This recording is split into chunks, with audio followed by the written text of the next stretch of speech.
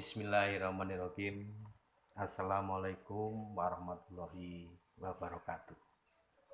Salam sejahtera, selamat pagi, salam kebajikan untuk anak-anakku, siswa baru yang beragama selain Islam. Pertama-tama, marilah kita panjatkan puji syukur kehadirat Tuhan Yang Maha Kuasa, yang mana pada kesempatan pagi hari ini, kesempatan yang baik ini, kita semua masih diberikan suatu rahmat dan karunia yang berupa kesehatan, yang berupa umur panjang, yang berupa kesempatan, sehingga kalian semua bisa bertatap muka melalui video ini.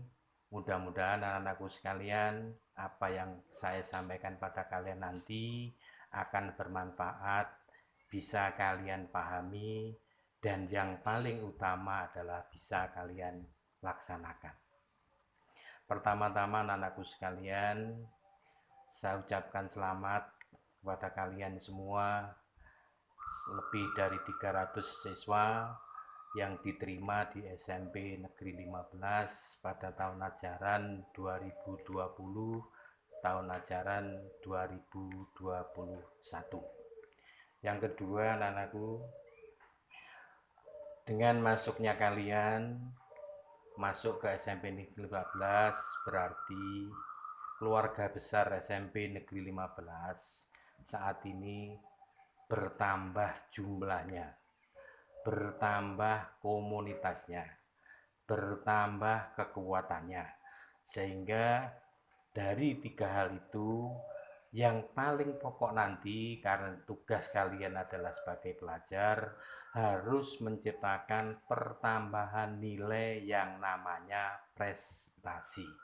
Apakah itu prestasi akademik maupun prestasi non-akademik. Yang ketiga, anak-anakku sekalian, saya ucapkan selamat kepada kalian semua bahwa kalian semua itu adalah pejuang-pejuang tangguh. Kenapa saya katakan pejuang tangguh? Karena kalian pada saat kompetisi masuk ke SMP Negeri 15, baik melalui jalur prestasi, jalur afirmasi prestasi, jalur mitra warga, maupun jalur zonasi, kalian telah mampu bersaing, mampu berkompetisi dengan ribuan siswa-siswa yang lain. Maka dari itu, anak-anakku sekalian, dengan kalian masuk ke SMP Negeri 12, yang utama, yang kedua adalah kalian bertambah lagi yang namanya orang tua kalian. Kalau pada saat di SD, orang tua kalian adalah orang tua di rumah, ada orang tua kandung atau orang tua asuh, sedangkan di sekolah adalah orang tua kalian adalah guru-guru SD. Dan saat ini kalau kalian masuk SMP 13, berarti orang tua kalian bertambah, yaitu orang tua di sekolah, yaitu guru-guru SMP Negeri 15 Surabaya. Anak-anakku sekalian, pada kesempatan yang baik ini saya akan menyampaikan pada kalian, sebenarnya yang saya sampaikan pada kalian ini adalah bukan hal yang baru, bukan hal yang belum pernah kalian lakukan, tetapi semua ini pernah kalian lakukan. Namun anak-anakku sekalian, pada kesempatan ini nanti saya akan mengulang kembali, saya akan mengingatkan kembali, dan saya akan menggarisbawahi, yaitu mengenai hak dan kewajiban siswa. Hari ini adalah, saya ulangi, adalah mengenai hak dan kewajiban siswa. Kenapa siswa mempunyai hak dan kewajiban? Kenapa orang, manusia mempunyai hak dan kewajiban? Anak-anakku sekalian, hanya 3 poin nanti yang saya sampaikan sebagai pilar pelaksanaan pembelajaran itu, yaitu pembelajaran di sekolah, belajar di rumah, dan belajar di masyarakat. Maka dari itu anak-anakku sekalian, saya batasi 3 pilar tadi untuk saya sampaikan kepada kalian, apa sih kewajiban kalian, apa sih hak kalian. Anak-anak, kalimat hak dan kewajiban sudah tidak asing lagi bagi di telinga kalian, sudah tidak asing lagi di masyarakat, sudah tidak ada asing lagi di pendengaran-pendengaran kita semua sehari-hari. Akan tetapi marilah kita pahami bersama-sama anak-anakku sekalian, apa sih sebenarnya yang dimaksud dengan hak. Dan yang kedua, apa juga yang dimaksud dengan kewajiban. Mungkin anakku ada yang tahu apa itu hak? Kita berpikir sejenak, apa sih hak itu sebenarnya? Dan yang kedua, apa juga sih sebenarnya kewajiban itu? Jadi kita jangan hanya mengucap ini hak saya, ini kewajiban saya, tapi harus kita pahami makna daripada hak, makna daripada kewajiban. Kalau kita melihat terjemahannya bahwa hak adalah segala sesuatu yang harus diterima. Saya ulang, hak adalah segala sesuatu yang harus diterima. Kemudian yang kedua, yang namanya kewajiban. Kewajiban adalah segala sesuatu yang harus dilakukan menurut aturan yang berlaku. Dua istilah, dua kalimat antara hak dan kewajiban ini adalah saling sinergi. Tidak bisa kita hanya melakukan menuntut haknya saja tanpa melakukan kewajiban. Dan sebaliknya, orang yang melakukan kewajiban berhak untuk memperoleh apa yang namanya hak. Kewajiban dan hak harus sinergi. Dua-duanya harus berhubungan. Karena tidak bisa dipisahkan melaksanakan kewajiban tanpa hak atau menuntut hak tanpa kewajiban. Karena antara hak dan kewajiban yang saya sampaikan tadi ini akan diperkuat, akan didukung oleh yang namanya suatu tata tertib. Tata tertibnya seperti apa, kewajibannya dilakukan seperti apa, haknya dilakukan seperti apa. Untuk tata tertib nanti ada materi sendiri yang disampaikan oleh Bapak Ibu guru yang lain. Anak-anakku sekalian, kita bicara hak kalian. Kewajibannya nanti kita sampaikan. Hak kalian di rumah. Kewajiban siswa, maaf, saya mulai saja dari di rumah dulu. Hak kewajiban kalian di rumah. Kewajiban kalian di rumah sebagai anak. Karena anak itu adalah sesuatu yang sangat diharapkan oleh orang tua, yang menjadi tumpuan daripada orang tua nanti di kelak, yang menjadi harapan daripada orang tua akan menjadi suatu kesuksesan atau keberhasilan. Maka dari itu anak-anak, hak kalian di rumah yang pertama adalah tiap hari kalian berhak untuk mendapatkan makan dari orang tua kalian. Iya apa tidak? Yang kedua, hak kalian di rumah, kalian mendapat perlindungan daripada orang tua kalian. Ya udah, oke. Dan hak-hak yang lain untuk di rumah yang kalian pasti memahami. Yang kedua, karena bersinergi antara hak dan kewajiban. Kewajiban kalian apa di rumah? Kewajiban kalian di rumah yang jelas, di rumah saya katakan tadi ada kaitannya dengan namanya aturan.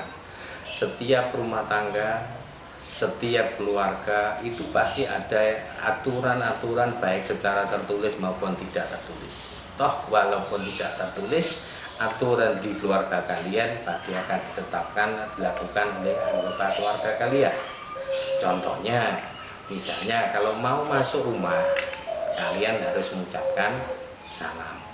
Misalnya, yang kedua, setelah saat-saat tertentu kalian harus membantu orang tua. Ini adalah aturan.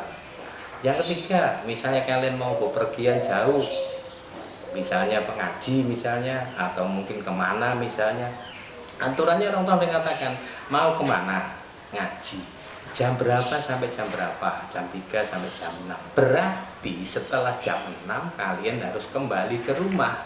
Ini aturan yang dibuat oleh keluarga kalian.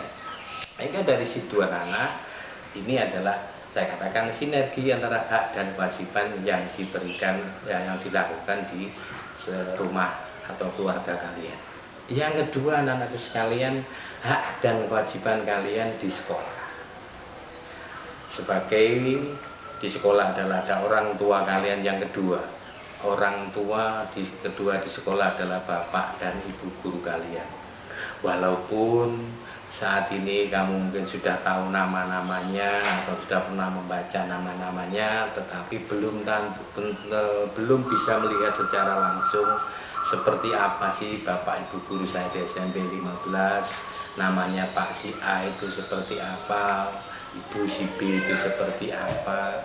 Sebenarnya ini semua kita merindukan semua, merindukan untuk bisa bertemu dengan kalian semuanya. Akan tetapi sesuatu hal yang situasinya seperti ini sehingga kita belum memungkinkan untuk bisa bertemu. Saya yakin anak-anak sekalian suatu saat nanti pasti akan ketemu. Baik, kemudian hak kalian di sekolah. Kalian punya hak di sekolah. Yang pertama, misalnya di sekolah itu berhak untuk menerima pembelajaran, berhak menerima nilai, berhak dilakukan adil dalam pemberian nilai, adil dalam kesempatan, adil dalam berperilaku. Ini adalah hak kalian. Nah, beberapa masih banyak yang sampaikan. Hak-hak yang ada di sekolah kalian nanti wajib menggunakan, wajib menerima. Hak menggunakan fasilitas pembelajaran di sekolah, ada lab IPA, ada lab komputer, ada lab bahasa, ada pengembangan diri, ada alat musik dan sebagainya. Kalian berhak menggunakan, berhak memakai. Ini adalah hak kalian. Kemudian yang kedua adalah, nah ini kewajiban. Kadang-kadang orang lupa menuntut haknya, melupakan yang namanya kewajiban. Kewajibannya siswa itu apa? Yang jelas, yang namanya kewajiban siswa itu adalah belajar. Tanpa belajar, siswa itu namanya bukan pelajar. Karena kewajiban yang utama siswa itu adalah belajar. Yang kedua, siswa harus taat kepada bapak dan ibu guru. Ini kewajiban kalian. Zaman now, zaman modern seperti ini, kalau kalian pernah membaca koran, kemudian melihat siaran TV, kejadian-kejadian yang aneh, kejadian-kejadian yang tidak memahami antara haknya dan kewajiban. Ada kejadian siswa berkelahi dengan gurunya. Kalimat berkelahi dengan gurunya atau mungkin tidak sopan dengan gurunya, ini adalah tidak mencerminkan bahwa siswa itu tidak mengetahui tentang yang namanya kewajibannya.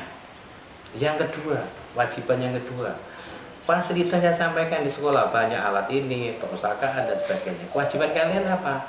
Karena kalian memakai, kewajibannya harus merawat, mengamankan, menjaga supaya alat-alat yang ada, kelengkapan yang ada yang kalian butuhkan itu bisa dipakai untuk berkesinambungan.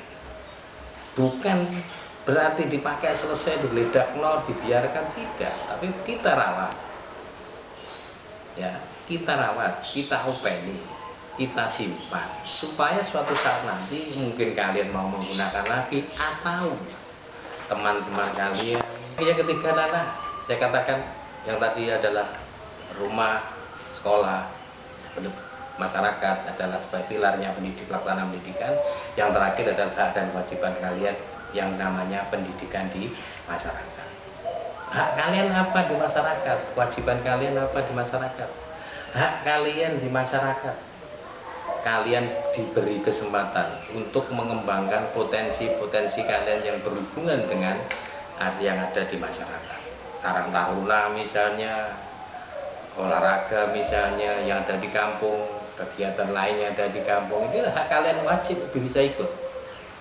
Bisa kalian manfaatkan sebagai hak kalian. Nah, kewajibannya apa? Kewajiban sama di sekolah, di masyarakat, di keluarga itu yang namanya ada aturan, baik itu tertulis maupun tidak tertulis. Sehingga aturan-aturan di masyarakat, kalian misalnya, contoh kita ambil contoh, ya harus kalian ikuti. Contohnya, tamu harap lapor selama 1 kali 24 jam. Ini adalah aturan. Kalian harus melakukan itu. Sehingga anak-anak kalau dari 3 pilar hak dan kewajiban kalian memahami, insya Allah kalian semuanya akan menjadi orang-orang yang paham, orang-orang yang berguna bagi masyarakat. Bukan karena pinternya sehingga orang tidak mau bergaul dengan masyarakat, tetapi kita ini adalah makhluk sosial, mau tidak mau, suka tidak suka, harus sosialisasi dengan masyarakat. Anak-anakku sekalian, secara singkat itu yang saya sampaikan pada kalian, hanya mengulang garis besarnya. Saya menggarisbawahi apa yang pernah kalian punya, apa yang pernah kalian lakukan. Mudah-mudahan anak-anakku sekalian memahami dan bisa melakukan. Anak-anakku sekalian, mari kita bersama-sama meningkatkan membulatkan semangat, memacu motivasi untuk meraih prestasi. Kita padukan antara doa dan kerja keras. Mudah-mudahan anakku sekalian, apa yang kita inginkan bersama bisa tercapai. Apa yang kita harapkan bersama, baik harapan sekolah, harapan orang tua, harapan masyarakat, dan harapan kalian sendiri akan bisa terwujud. Karena segala sesuatu itu yang menentukan adalah diri kalian sendiri, bukan orang lain. Yang memilih adalah kalian sendiri, yang menentukan kemana adalah kalian sendiri. Saya kira itu anak-anak saya sampaikan, kurang lebihnya saya mohon maaf. Sampai ketemu nanti bisa berhadapan, bertatap muka secara keseluruhan. Entah kapan waktunya, kita berharap mudah-mudahan segera kita diketemukan bersama-sama di SMP Negeri 15. Saya akhiri, wabillahi taufiq wal hidayah. Wassalamualaikum warahmatullahi wabarakatuh.